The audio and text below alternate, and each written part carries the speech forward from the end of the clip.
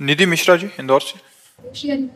महाराज जी, हम ये मानते हैं कि श्राद्ध या तर्पण करने से पितृ संतुष्ट रहते हैं, पर अगर पितृ दोष हो तो हम क्या कर सकते हैं उनका आशीर्वाद सदैव हम पर बना रहे?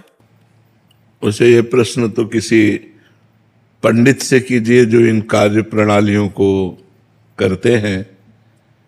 हम ये जानते हैं कि समस्त दोषों से मुक्त होने के लिए, समस्त ऋणों से मुक्त होने के लिए, देव ऋण, ऋषि ऋण, मातृ ऋण, पितृ ऋण, गुरु ऋण, समस्त ऋणों से मुक्त होने के लिए और समस्त दोषों से मुक्त होने के लिए एकमात्र भगवान की शरण लेकर यदि हम नाम जपते हुए अपने कार्यों को करें, चाहे वो पितृ तर्पण हो, चाहे वो श्राद्ध हो, तो इससे सब दोष मुक्त हो जाएंगे, सब पितरों का कल्याण हो जाएगा। सातरति सातरति सा लोकान तारयति, वो स्वयं तर जाता है, स्वयं तर जाता है, लोगों को तार देता है, जो अपने चित्त को भगवान में अर्पित कर देता है, जो निरंतर नाम जप करता है, भगवान की शरण में है। ये उपाय तो हम जानते हैं, लेकिन अब जो शास्त्रीय पद्धति से पितृ तर्पण श्राद्ध ये कभी करवाया नहीं है, बाबा जी रहे हैं, तो किसी आचार्य पंडित जो करवाते हैं उनसे पूछ लीजिए। अगर सबका टोटल पूछ रहे हो कि कैसे कल्याण हो, तो एक उपाय है, सर्वधर्मान परित्यज्य मामेकम शरणम ब्रज अहम त्वाम सर्व पापेभ्यो मोक्षयिष्यामि मा शुचा। भगवान कह रहे हैं, राष्ट्रपति हैं, मुकदमा हार गए, फांसी की सजा हो गई, तो एक उपाय है, राष्ट्रपति माफ कर सकता है, दूसरा ले। तो भगवान अखिल ब्रह्मांडों के अधिपति हैं, उनकी शरण में होकर नाम जप किया जाए, सर्व मंगल हो जाएगा, सर्व मंगल हो जाएगा। तो इसलिए हमारे तो यही उपाय पता है।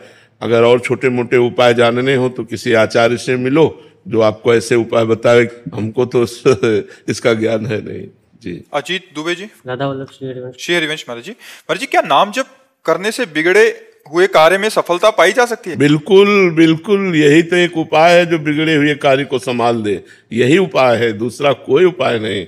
भगवान का नाम जब सब बिगड़ी बना देता है, आप जप के देख लो। लेकिन ध्यान रखो, बिगड़ा है 100 ग्राम और भजन है 1 ग्राम, तो अभी बिगड़ी नहीं बनेगी।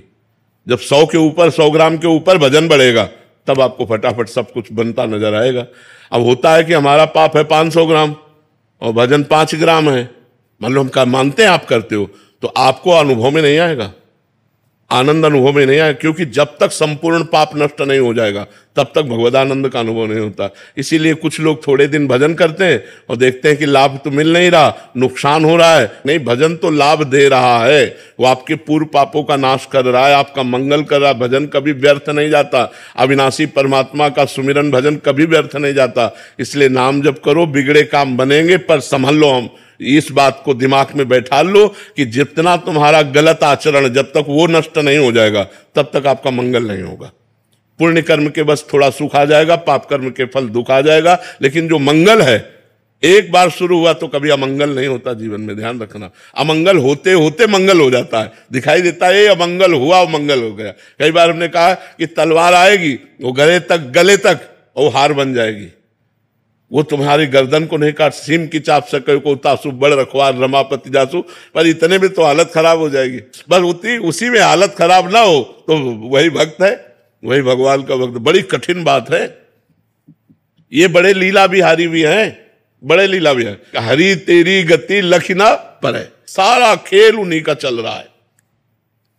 ऐसे हो जाओ और भगवान का भजन करो तो निकल जाओगे। नहीं, ऐसी ऐसी समस्याएं, ऐसा प्रपंच, ऐसी माया की दुर्गति किए हुई है, जीव की दुर्गति की हुई। थोड़ी थोड़ी सी इंच इंच जगह में भाई भाई को मारे डाला, थोड़ी सी वासना में पति पत्नी के बीच में मन मुटाव, पति पत्नी की हत्या, क्या क्या सब संसार में हो रहा है। अरे भगवान की शरण में हो जाओ, बुद्धि शुद्ध हो जाए तो बच जाओ, नहीं पता नहीं कौन सा पाप कहां करवा दे माया। और निरंतर नाम जप करो, तभी आनंद की अनुभूति होगी।